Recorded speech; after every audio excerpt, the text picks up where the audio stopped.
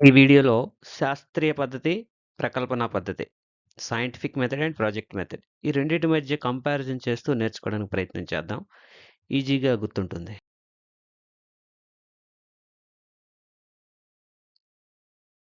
ప్రకల్పన పద్ధతి, project method. మనం రోజువారీ జీవితంలో ఎదురయ్యే సమస్యలను పరిష్కరించడానికి విద్యార్థులు స్వయంగా ప్రణాళికగా రూపొందించి, పరిశోధన చేసి, పని పూర్తి చేసే బోధనా పద్ధతే ప్రకల్పన పద్ధతి. ప్రకల్పన పద్ధతికే లెర్నింగ్ బై డూయింగ్ అనే సూత్రం ద్వారా ఇది పనిచేస్తుంది. ప్రాజెక్ట్ మెథడ్ అని కూడా అంటాం దీన్ని. మనం స్కూల్లో కూడా మనకు ఒక టూల్ ఉంది ప్రాజెక్ట్ ఇవ్వడం. So, A project is a whole hearted purposeful activity carried out in a social environment by the children. Child తోటి తనకు తానుగా ఆ పర్పస్ఫుల్ యాక్టివిటీలో పాల్గొని లెర్నింగ్ బై డూయింగ్ ద్వారా చేస్తూ నేర్చుకునే పద్ధతిలో ఆ పని పూర్తి చేస్తారు. సో, అలాంటి ప్రాజెక్ట్స్ మనం ఇవ్వాలి. అదే ప్రాజెక్ట్ మెథడ్. నెక్స్ట్ ఈ ప్రాజెక్ట్ మెథడ్ కొన్ని ప్రిన్సిపల్స్ ఉన్నాయి. అవేంటంటే purposeful principle, activity principle, utilisation principle, reality principle, freedom principle, social principle. అంటే దీనికొక పర్పస్ ఉంటుంది. యాక్టివిటీలో పాల్గొంటారు. దానివల్ల ఉపయోగం ఉంటుంది. వాస్తవాలను గ్రహిస్తారు. స్వేచ్ఛగా చేయగలుగుతారు. సమాజంలోకి వెళ్లి చేస్తారు. సో, ఇవి ప్రిన్సిపల్స్. ఈ ప్రిన్సిపల్స్ మీద ఇది పనిచేస్తుంది. ప్రకల్పన పద్ధతిలో దశలు. Select the project, planning, execution, evaluation, recording and reporting.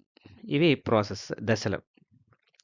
విద్యార్థులు ఒక సమస్యను లేదా అంశాన్ని లేదా ప్రాజెక్ట్‌ని ఎన్నిక చేసుకుంటారు. ఉద్దేశాన్ని వివరిస్తారు. ప్రాజెక్ట్ ఎన్నిక, ఉద్దేశ్య వివరణ. తర్వాత దాన్ని ఎలా చేయాలి? ఎవరికి చేయాలి? ఏ పని చేయాలి? ఎంత సమయంలో చేయాలి? ఏ ఏ సామగ్రి వాడాలి? అనే విషయాల్ని తెలుసుకుంటారు.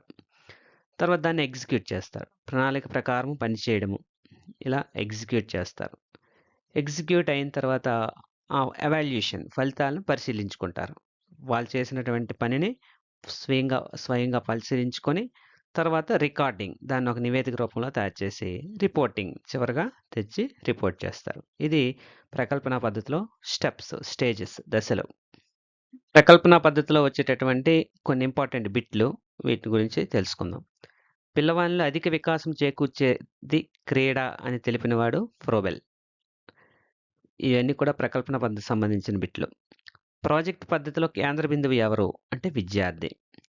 ప్రాజెక్ట్ పద్ధతిని తొలిసారిగా ప్రారంభించిన యూనివర్సిటీ ఏది అంటే కొలంబియా యూనివర్సిటీ. జాన్ డ్యూయి విద్యావేత్త అయినటువంటి ఆయన నుంచి వచ్చిన బోధనా పద్ధతే ఈ ప్రకల్పన పద్ధతి. దీనికి బేస్ ఇతను. అయితే దీన్ని వెలుగులోకి తెచ్చింది మాత్రం కీల్ ప్యాట్రిక్. ప్రాజెక్ట్ పద్ధతిలో ఇమిడి ఉన్న సూత్రము స్వీయ బోధనతో ఆచరణ చేయడం ద్వారా తనకు తానుగా సొంతంగా చేసుకుంటారు. ప్రాజెక్ట్ పద్ధతి బోధన వల్ల ముఖ్య లాభం ఏంటంటే సహజ పరిస్థితుల్లో జ్ఞాన సముపార్జన జరుగుతది. ఎందుకంటే ప్రాజెక్ట్ అనేది పిల్లలు సమాజంలోకి వెళ్లి అది విషయాలను గ్రహించడము, వాటిని సేకరించడము ఇవన్నీ చేస్తారు కాబట్టి సహజ పరిస్థితుల్లో ఎటువంటి ఆర్టిఫిషియల్ ఎన్విరాన్మెంట్ అనేది ఉండదు. ప్రకల్పన పద్ధతిలో ముఖ్యమైన లోపం ఏంటంటే విద్యార్థులకు తగినంత సైద్ధాంతిక జ్ఞానం అయితే పొందలేరు. సైద్ధాంతిక జ్ఞానం థియరిటికల్ నాలెడ్జ్ అనేది ఉండదు. ప్రాక్టికల్‌గా చేస్తారు కాబట్టి థియరిటికల్ నాలెడ్జ్ ఉండదనేది దీనికి ఉన్నటువంటి ప్రధాన లోపం అని చెప్తారు. ప్రకల్పన అంటే ఒక సమస్యకి ఏర్పరచుకున్న తాత్కాలిక పరిష్కారము అని అర్థం. ప్రకల్పన అంటే ఒక సమస్యకి ఏర్పరచుకున్న తాత్కాలిక పరిష్కారం. అది ప్రాజెక్ట్ ఇచ్చాం. ఇచ్చిన తర్వాత వాళ్ళు ఎంచుకుంటారు. ఎన్నుకున్న తర్వాత దానికి ఆ సమస్య నిజ జీవిత సమస్యకి పరిష్కారాన్ని కనుక్కుంటారు. అది సరైందా కాదా అనేది తర్వాత విషయం. అయితే అందుకే దాన్ని తాత్కాలిక పరిష్కారంగా భావిస్తారు. అలాగే అనువైన సహజ వాతావరణంలో పూర్తి చేసే కృత్యమే ప్రకల్పన అని చెప్పినవాడు స్టీవెన్సన్. పాఠశాలలో దిగుమతి చేయబడిన నిజ జీవితమే ప్రకల్పన అని చెప్పినవాడు బెల్లార్డ్. మొదటిసారిగా తరగతి బోధనలో ప్రాజెక్ట్ ప్రవేశపెట్టినవాడు కీల్ ప్యాట్రిక్. ఇందాక చెప్పాం కీల్ ప్యాట్రిక్. దీనికి ఆద్యుడైతే John Dewey. John Dewey base మీద ఇదొచ్చింది. కీల్ ప్యాట్రిక్ దాన్ని అభివృద్ధి చేశాడు. ప్రాజెక్ట్ పద్ధతిలో మొదటి సోపానం ప్రాజెక్ట్ ఎన్నిక, ఉద్దేశాన్ని వివరించడం. లెర్నింగ్ బై డూయింగ్ నేర్చుకొనుట, జీవించుట అనే ప్రకల్ప పద్ధతి యొక్క ముఖ్య లక్షణం అని చెప్పినవాడు కీల్ ప్యాట్రిక్. విద్యార్థులు ఆసక్తితోనూ, సంకల్పంతోనూ సముపార్జన చేసే పద్ధతి ఈ ప్రకల్పన పద్ధతి. విద్యార్థుల ఆసక్తితోనూ, సంకల్పంతోనూ సముపార్జన చేసే పద్ధతి ఏది అంటే ఆహ్, హ్మ్, ప్రాజెక్ట్ మెథడ్. ప్రాజెక్ట్ పద్ధతిలో ఉపాధ్యాయుని పాత్ర ఎలా ఉంటుందంటే సలహాదారుడిగా ఉంటుంది. ఇవి ప్రా ప్రాజెక్ట్ యొక్క నిర్వచనాలు మరియు దాని మీద వచ్చే కొన్ని ఇంపార్టెంట్ బిట్స్. కల్పనా పద్ధతిని అయిపోయిన తర్వాత శాస్త్రీయ పద్ధతి. దీన్ని కూడా చూసిన తర్వాత ఇప్పుడు రెండిటిని కంపేర్ చేద్దాం. ముందు సైంటిఫిక్ మెథడ్ అంటే ఏంటో చూద్దాం. పరిశీలన, ప్రయోగము, ఆధారాలు, ఎవిడెన్స్, లాజికల్ థింకింగ్ వంటి వాటి ద్వారా నిజాన్ని కనుగొనే క్రమబద్ధమైన ఒక విధానమే సైంటిఫిక్ మెథడ్. ఈ పద్ధతిలో విద్యార్థి ఎందుకు, ఎలా జరిగింది అనే విషయాలను స్వయంగా తెలుసుకుంటాడు. Scientific method is a systematic process of solving problems through observation, hypothesis, experiment, data collection, analysis and conclusion. So ఇక్కడ పరిశీలిస్తాడు, హైపోథెసిస్ చేస్తాడు, పరికల్పనలు ఊహిస్తాడు, ఎక్స్పెరిమెంటేషన్ చేస్తాడు, తర్వాత ఆ డేటా కలెక్షన్ చేసి, అనాలిసిస్ చేసి చివరిగా కన్క్లూజన్ కనుక్కుంటాడు. ఇది శాస్త్రీయ పద్ధతి. శాస్త్రీయ పద్ధతిలో కొన్ని దశలున్నాయి. అబ్జర్వేషన్, ప్రాబ్లమ్ ఐడెంటిఫికేషన్, పరిశీలన, సమస్య గుర్తించడము, హైపోథెసిస్, ఊహ ప్రతిపాదన, ఎక్స్పెరిమెంట్, తర్వాత ప్రయోగం చేస్తాడు, తర్వాత సమాచార సేకరణ, data collection, analysis, conclusion, finally verification. ఇక్కడ ఎగ్జాంపుల్ కూడా ఇచ్చాం. మొక్కకు నీరు పోయకపోతే ఎందుకు వాడిపోతుంది? ఇది పరిశీలన. ఇప్పుడు సమస్యను స్పష్టంగా నిర్వచించడం, ఆ తర్వాత సమస్యను దాన్ని గుర్తించి ఆ సమస్యని ఐడెంటిఫై చేయడం, తర్వాత ఊహించడం, ఒక తాత్కాలిక సమాధానాన్ని ఊహిస్తాడు. నీరు లేకపోవడం వల్ల మొక్క వాడిపోతుంది అనేది ఊహిస్తాడు. తర్వాత ఊహను పరీక్షించడం, ఒక ఎక్స్పెరిమెంట్ చేస్తాడు. కొన్ని రోజుల పాటు మొక్కకు నీరేయకుండా చూస్తాడు ఏం జరుగుతుందో. తర్వాత ఫలితాలను నమోదు చేస్తాడు. ఆ సేకరించిన సమాచారాన్ని పరిశీలించి విశ్లేషిస్తాడు.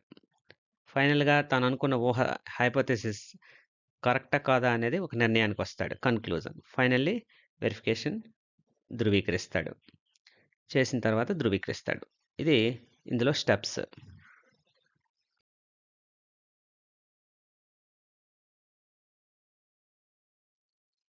శాస్త్రీయ పద్ధతి లేదా వైజ్ఞానిక పద్ధతి, సైంటిఫిక్ మెథడ్ అనగా క్రమబద్ధంగా సమస్యలను పరిష్కరించడానికి అర్థం. శాస్త్రీయ పద్ధతిలో సోపానాలు ఎన్ని? 8, 7 టెక్స్ట్ బుక్ లో చూసి కరెక్ట్ గా నింపుకోండి. శాస్త్రీయంలో సోపానాలను ఎవరు రూపొందించారు? Curl Pearson. శాస్త్రీయ పద్ధతిలో మొదటి సోపానం సమస్యను గుర్తించుట. ఏకేంద్ర విధానం అనగా ప్రతి పాఠ్యాంశంను కొన్ని భాగాలుగా చేసి అన్ని తరగతుల్లో బోధించడమే ఏకేంద్ర విధానం. ఇవి ఇందులో లేదు, వేరే బిట్లో చెప్పేసాను. శాస్త్రీయ పద్ధతికి ప్రాజెక్ట్ పద్ధతికి ఉండే తేడాలు చూద్దాం. డెఫినేషన్ ఏంటంటే systematic method used to discover facts through observation, experimentation and verification. ఇక్కడ ప్రాజెక్ట్ మెథడ్లో a learner centred teaching method in which student complete a purposeful task or a project to gain knowledge. విద్యార్థి స్వయంగా పాల్గొని చేసేటటువంటిది. ఇక్కడ విద్యార్థి పరిశీలనతో, ప్రయోగంతో, అబ్జర్వేషన్తో, హైపోథెసిస్తో ఇవన్నీ చేస్తాడు ఇక్కడ సైంటిఫిక్ మెథడ్. దీన్ని డెవలప్ చేసింది John Dewey. Scientific method later popularised in education by Henry హెరోర్ అండ్ అదర్స్. కొంతమంది దీన్ని పాపులర్ చేశారు, అంటే ప్రచారంలోకి తెచ్చారు. ఇక్కడ ప్రాజెక్ట్ మెథడ్ని డెవలప్ చేసిన వాడు కీల్ ప్యాట్రిక్. ఈయన జాన్ డ్యూయి ఫిలాసఫీ మీద ఆధారపడి దీన్ని డెవలప్ చేశాడు. ఇక్కడ ఫోకసింగ్ ఏంటంటే solving problems scientifically through experiments. ప్రయోగాల ద్వారా సమస్యకి సొల్యూషన్ కనుక్కోవడం. ఇక్కడ learning by doing through real life activities. ఇక్కడ చేయడం ద్వారా నేర్చుకుంటాడు తన నిజ జీవిత సమస్యలతో, నిజ జీవితంలో కృత్యాలతో ఆ సమస్యలకి అన్వేషించి ఆ సమస్యని యాక్టివిటీస్ ద్వారా నేర్చుకుంటాడు, ఫోకస్ చేస్తాడు. ఇక్కడ దీని nature logical thinking, analytical knowledge, objectives ఇవి ఉంటాయి. ఇక్కడ ప్రాక్టికల్, ఎక్స్పెరిమెంషియల్ అండ్ యాక్టివిటీ బేస్డ్, కృత్యాల్లో పాల్గొనడం, ప్రయోగాలు చేయడము, ఇవన్నీ కూడా డైరెక్ట్గా స్వయ అనుభవం పిల్లవాడిది. ఇక్కడ లాజికల్ థింకింగ్, అనలిటికల్ థింకింగ్ అనేవి ఇక్కడ ఉంటాయి. ఇక్కడ ఇవి కూడా ప్రాక్టికల్ ఉంటాయి, బట్ బేసిక్ డిఫరెన్స్ అయితే ఇవి ఇందులో ఉంటుంది. కాక ఎక్స్ట్రా ఉంటుంది. ఇక్కడ ప్రాబ్లమ్ సాల్వింగ్ అప్రోచ్ ఇది. యాక్టివిటీ బేస్డ్ అంటే చైల్డ్ సెంటర్డ్ అప్రోచ్ ఇది. ఇది ప్రాబ్లమ్ని బేస్ చేసుకొని పిల్లవాడు సైంటిఫిక్‌గా ఆలోచిస్తాడు. అక్కడ ప్రాబ్లమ్ అనేది ముందుగా ఇవ్వబడబోతుంది. ఇక్కడ పిల్లవాడే ఎంచుకుంటాడు. ఇక్కడ చైల్డ్ సెంటర్డ్, యాక్టివిటీ బేస్డ్. ఇక్కడ learning emphasise discovery of scientific facts and principles. Emphasises discovery of scientific facts and principles. తనకు తానుగా శాస్త్రీయ సూత్రాల్ని అన్వేషిస్తాడు. ఇక్కడ emphasises application of knowledge in real life. తనకున్నటువంటి జ్ఞానాన్ని రియల్ లైఫ్ సిచ్యువేషన్స్‌కి అన్వయిస్తాడు. ఇది ప్రాజెక్ట్ మెథడ్‌లో జరుగుతుంది. ఇక్కడ సైంటిఫిక్ మెథడ్‌లో ఇలా జరుగుతుంది. ఇంకా మరికొన్ని తేడాలు చూద్దాం. ఇక్కడ టీచర్ అనేవాడు guide, facilitator, supervisor of scientific enquiry. ఇక్కడ టీచర్స్ రోల్ ఏంటంటే ప్లానర్, ఒక ప్లాన్ ఇస్తాడు, మోటివేట్ చేస్తాడు, ఫెసిలిటేటర్గా ఉంటాడు, అవాల్యుయేట్ చేస్తాడు. ఇక్కడ స్టూడెంట్స్ రోల్ అబ్జర్వ్ చేయడం, హైపోథెసిస్, ఎక్స్పెరిమెంట్, అనలైజ్, కన్క్లూడ్ చేయడం. ఇక్కడ student role plan, execute, cooperate, create, present and evaluate అన్నీ తానే చేసుకుంటాడు. స్టెప్స్ ఇందాక చెప్పుకున్న స్టెప్స్ ఇవి: problem, hypothesis, experiment, observation, analysis, conclusion, verification. ఇక్కడ selection of problem, planning, execution, evaluation, reporting. Types of learning: enquiry based learning ఇది ఎక్స్పెరిన్షియల్ and cooperative learning. వివిధ పిల్లలతో కలిసి మరీ చేస్తాడు, గ్రూప్స్లో చేస్తాడు కాబట్టి ఎక్స్పెరిన్షియల్ లెర్నింగ్ అండ్ కోఆపరేటివ్ లెర్నింగ్. ఇది ఎంక్వైరీ బేస్డ్ లెర్నింగ్, తానే ప్రయోగం చేసి తెలుసుకోవడం ద్వారా వస్తుంది. చోటబుల్ సబ్జెక్ట్స్, దీనికి సైన్స్ సబ్జెక్ట్స్ అయినటువంటి మ్యాథ్స్, సైన్స్, జియోగ్రఫీ మొదలైనవి. ఇక్కడ ఆల్ స్కూల్ సబ్జెక్ట్స్కి ఇది అప్లికబుల్ చేయొచ్చు ప్రాజెక్ట్ మెథడ్ని.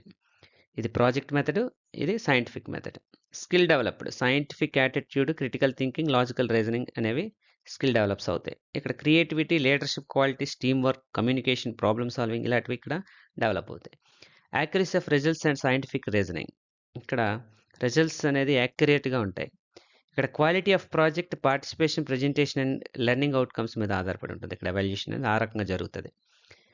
ఇక్కడ రిజల్ట్ యాక్యురసీ మీద ఆధారపడుతుంది ఎవాల్యుయేషన్. అంటే అది వచ్చినట్టు రిజల్ట్ ఎవాల్యుయేట్ అయిపోయినట్టే. Investigating who iron rusts by concluding experiments. Investigating why iron rust by concluding experiments. అంటే ఇనుము ఎందుకు తుప్పు పట్టింది అని తెలుసుకోవడానికి సైంటిఫిక్ మెథడ్ వాడతాం. ప్రిపేరింగ్ ఏ వాటర్ కన్జర్వేషన్: వాటర్ని ఎలాగా కన్జర్వ్ చేయాలి, రక్షించాలి అనేదానికి ప్రకల్పన పద్ధతి వాడతాం. ఇది అందుకు modern survey, waste water management, local కమ్యూనిటీతో కలవడం ఇవన్నీ తెలుసుకొని చేస్తాడు. ఇది ఈ రెండింటికి ఉన్నటువంటి డిఫరెన్సెస్.